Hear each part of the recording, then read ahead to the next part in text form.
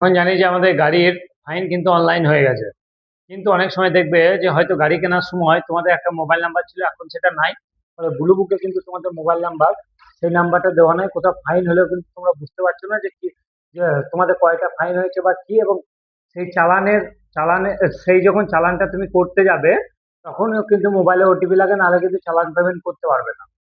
চলো আজকে আমি দেখিয়ে দেবো যে তোমরা গাড়ির ব্লু বুকে কিভাবে নিজের বাড়িতে বসে মোবাইলের মাধ্যমে মোবাইল নাম্বারটা চেঞ্জ করে নিতে পারবে। ব্লু বুকটাতে মোবাইল নাম্বার চেঞ্জ করে নিতে পারবে। এখানে লিখবো পরিবহন। এই পরিবহন লিখে কিন্তু সার্চ করে দেবো। সার্চ করার পর যে প্রথম অপশনটা চলে আসবে, এর নিচে দেখো পরিবহন সেবা বলে একটা আছে, তুমি দুটোর মধ্যে যে কোনো একটাতে ক্লিক করবে। পরিবহনে যখনই ক্লিক করবা দেখবা এরকম দুটো অপশন চলে আসবে। এখানে কিন্তু উপরটা লেখা আছে যে মোবাইল নাম্বার আপডেট, ঠিক আছে। মোবাইল নাম্বার আপডেট, দেখো scan or click the update your mobile number. আর নিচেরটা সারথি, এটা কিন্তু ড্রাইভিং লাইসেন্স।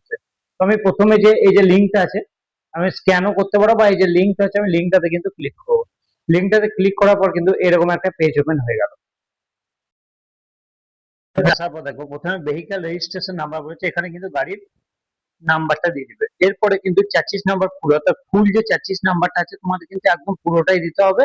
এবং এটা কোথায় পাবে? ব্লু বুকে তোমরা কিন্তু পেয়ে যাবে, তোমাদের যে ব্লু বুকটা আছে। আর এখানে ইঞ্জিন নাম্বার, এই ইঞ্জিন নাম্বারটাও তাই দেবে।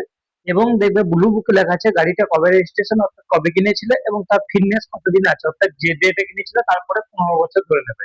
তাহলে কিন্তু ফিটনেস হয়ে যাবে যদি নতুন গাড়ি হয়। এরপর তোমরা কি করবে, তারপরে এই যে ক্যাপচাটা দিয়ে এখানে কিন্তু ভ্যালিডেট করবা। ভ্যালিডেটের পরেই দেখো, এবার ভ্যালিডিটির পরেই দেখো সাথে সাথে নিচের দিকে সেই আধার নাম্বার চাইছে, যেটা তোমার এখন বর্তমান আধার আছে, এবং তার আধারের কি নাম আছে সেটা, এবং ডান দিকে কিন্তু যে মোবাইল নাম্বারটা আছে সেটা দিয়ে দেবে। এবং তারপরে ভ্যালিডিটি করবে। ভ্যালিডিটি যখনই করবে, আধারের ওটিপি ভ্যালিডেট করার পরে কিন্তু এই সামনে লেখা উঠবে মোবাইল নাম্বার আপডেট সাকসেসফুল, অর্থাৎ তোমাদের যে আধার কার্ডে মোবাইল নাম্বারটা লিঙ্ক আছে সেই মোবাইল নাম্বারটা কিন্তু তোমার ব্লু বুকের সঙ্গে লিঙ্ক হয়ে যাবে।